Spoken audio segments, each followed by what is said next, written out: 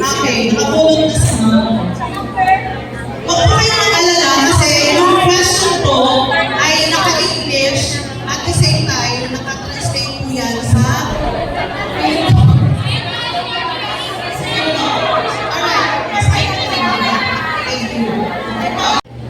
what does student-centered learning mean?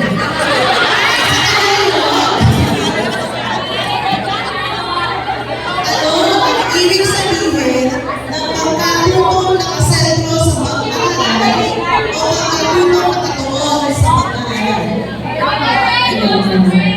Kaya friend ko, may abugayo. Kailangan mo na interpreter mo mayan. Siguro yung student-centered na pagkatuto sa mga bata, no? Unang-una bilang guro, ang muna natin titignan muna yung kahinaan ng mga bata. Kasi doon tayo kukuha, doon tayo papasok, kung ano na yung mga lesson na alam nila at hindi pa. So sa mga magitan po ng bilang guro, unang-una ma-assess mo na kung hanggang saan yung kaalaman ng bata at hindi. At doon ka na papasok ng mga iba't-ibang estratehiya na pinagkakalimuhan nila para makuha mo yung kanilang kaalaman. Higit sa lahat, yung bata yung pinakatinitin mo at hindi nila. So yun na.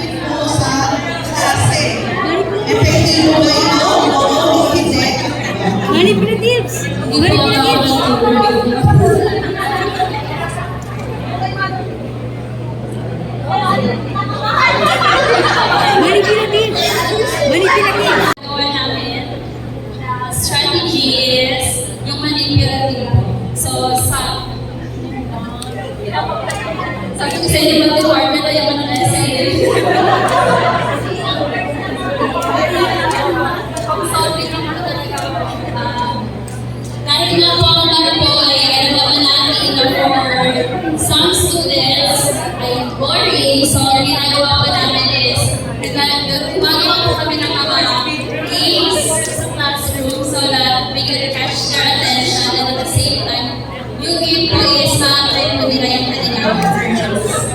Thank you. Okay, next. Ay, gusto ko lang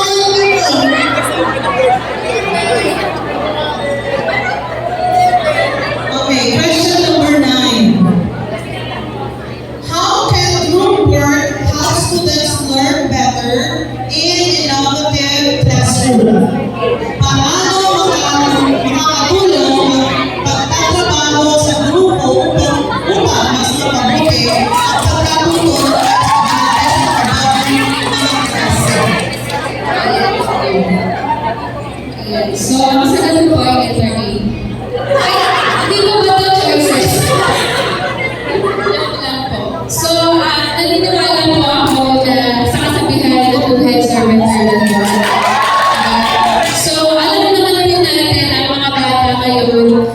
Opo, meron po mga bata na nakakapag-aral sila na on their own, pero karamihan po sa mga bataan po ngayon ay mas marami po silang matutulungan kung sila po ay inigrupo natin. At mas maganda rin po pag-i-invite ng group activities pagdating po sa learning ng mga bata dahil nagkakaroon po sila ng idea na tawag po sharing of ideas and information.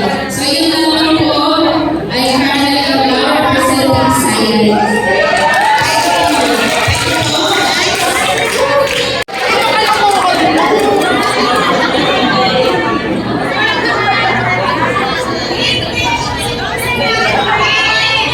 Excuse me. Question number 7. Why is it important for teachers to use a variety of teaching methods? Okay, bakit mahalaga para sa mga guro na gumamit ng iba't ibang pamamaraan ng pagtuturo? First of all, I would like to thank my native partner for choosing me as a member student. Okay, I would like to answer the question. But before that, I will repeat the question for myself. Bakit mahalaga? Sa mga guro, naglumabi ng iba't ibang pamamaraan. Well, I do believe, based on our constitution of this nation, no, that this nation should not live the human dignity. And our students are the center of this educational system. Right? And as a teacher, and as a teacher, we teachers are the transmitter of the learning process. Am I right or left? Right. So, as a teacher, we need to teach them by using strategies, method, and approaches. Right? Alright. Right. So, the question is, because the best method is yourself. Alright. Wait. Nagkalagdagan pa. Okay, thank you so much. Teachers can make lessons more engaging for students. Ano ang mga malikhaing paraan na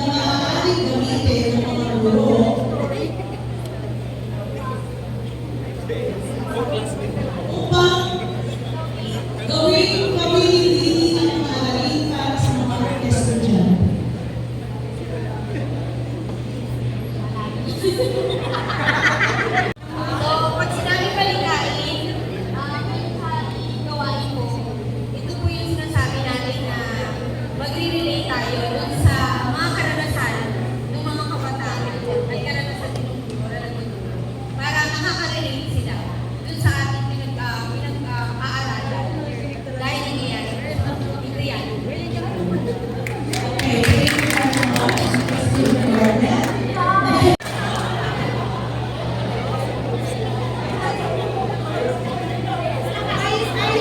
Okay, question number 2. Give one benefit of using technology in teaching. Magbigay ng isang benepisyo ng paggamit ng teknolohiya sa pagtuturo. Okay, hello, Yay! To answer that question, all of you all know that there's a lot of benefits of using technology in teaching, right? But for us to have a learner that can be a future global humanity, we need to share for example, like a computer, in our PLE, we need to teach them the coding, the use of how to create a website. We didn't know in the future that student or the learners will use that as a future IT students in the future. And as far as benefit of it, for them to be confident in facing the future because you teach them with the use of different technology. And I'm saying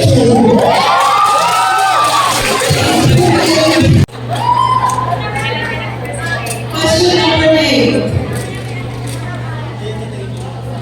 What are some challenges teachers may face when implementing innovative teaching strategies, and how can they overcome them? Okay. Ano ang mga hamon na maaaring harapin ng mga guro sa pagpapatupad ng mga makabagong estratehiya sa pagtuturo at paano nila ito malalagpasan? Thank you, ma'am. Kahit naman po pupunta lang po sa harapin, sasagutin ko po ito ang buong pusan. So, para sa akin po, ang mga hamon na kinakahirap ngayon ng mga guro, especially po yung mga sinasabi natin mga hindi techy, ayan po. Sa panahon kasi natin ngayon, kaya innovation sa pagbabago, nagkakaroon po ng mga pagbabago gamit sa mga paperworks ng mga teachers. Especially po yung mga forms natin, school forms, na dati puro sulat lang naman ng mga teachers na sa report. Pero ngayon, may mga bago na mga forms, yung mga LIS.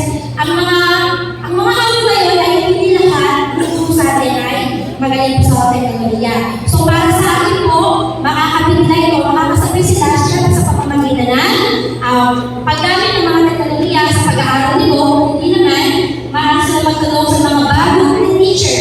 Dahil sigurado po yung mga bago na teacher ngayon, sila po yung mas nakakaalam pagdating po sa mga technology, sa pag-aaral nito. Maraming salamat. Strategy is something that will help our students to learn more collaboratively. We know that 21st century skills, there is creativity, there is cooperation, and some of which some example that I can think of right now is, for example, gamification. So, one innovative teaching strategy as such helps the students to learn critically inside the classroom, which they could bring not only in their own personal lives but also in their real world setting. And I thank you.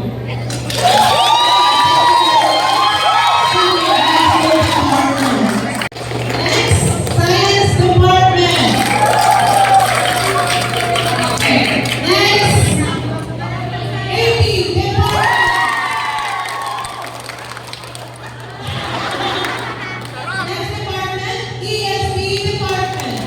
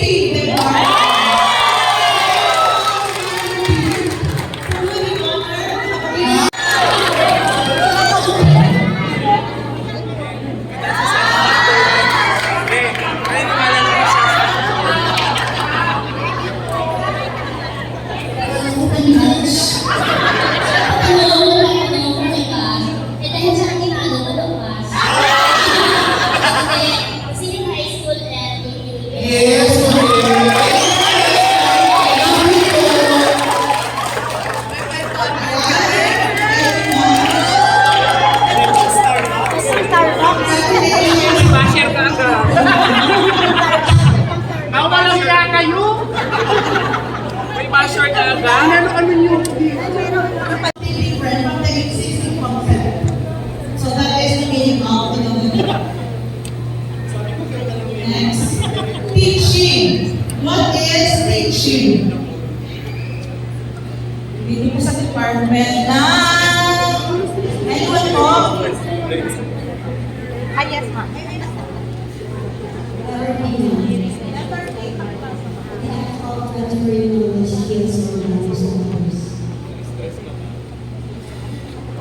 Alright, the answer is letter B. Base po kay Ma'am Peroy.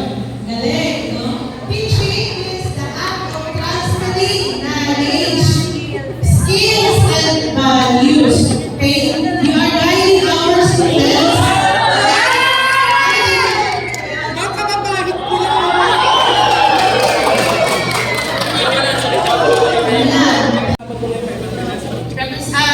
Anyone who wants to answer?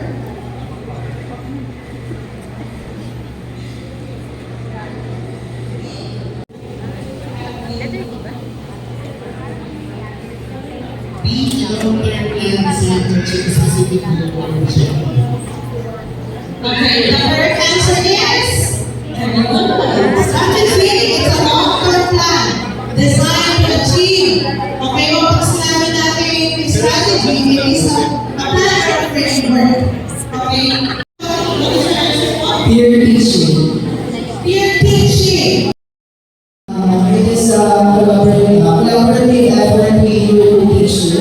And this time we're going to ask what is the best strategies for the sake of our students.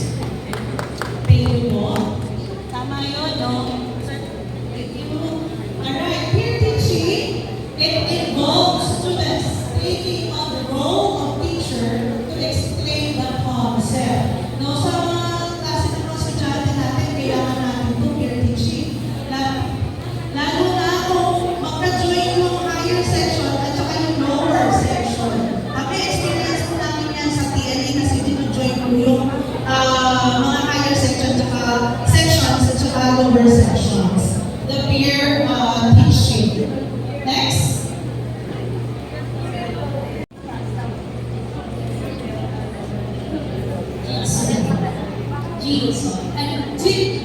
Jigsaw. Tingnan natin. Alright, jigsaw.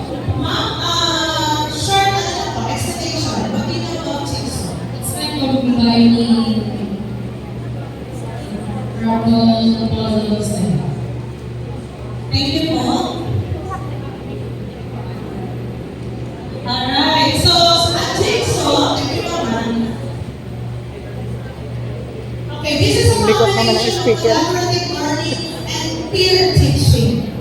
Ayan po. No, ang jigsaw is a technique of cooperative learning strategy where students work collaboratively to become experts in specific topics and then share their knowledge with their peers. So, combination po yan ng collaborative and peer teaching. Next.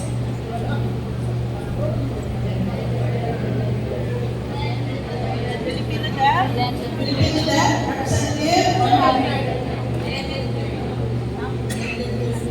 Diba, bigyan na lang. Ma'am, ginagawa naman natin yan. Short kids ay Yes, tama po. Yes, tama. So, mga kabos, yes, independent learning. So, sabi ni Ma'am, at para, no, modular and online. Yes, actually po, applicable po ito sa atin, ito sa school natin. Lalo na yung mga special cases, medical, cases natin, o yung iba, yung mga ganun police, yan. So, napuno po sila sa blended learning. Alright, next.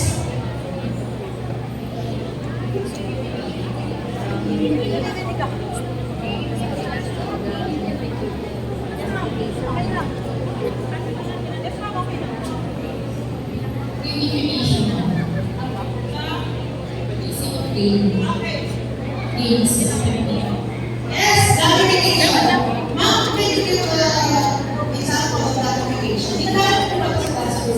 Especially in your pandemic, we use collaborative development platforms like Okay, kahon, pinagdami ko yung kahon. So, para yung mga estudyante natin, mas natin sila nagpa-participate. Para meron tayo ng ganitong klase ng pag-games. No? Actually, ang dami po tayo, pwede po tayo kung alam ko yung spin of wheel, okay, yung what's the millionaire, what's inside the box, marami pa eh. Ayun, yung roll dice. Okay, ano pa ba yung kayo? Gusto, nagawa din kayo ng sarili ninyong pag-games sa mga estudyante gamit ang PowerPoint or Canva. Next.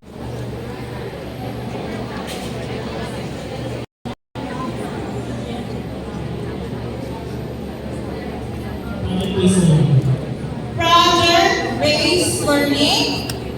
Ayun, tama. Project-based learning. Sir, hindi ba sure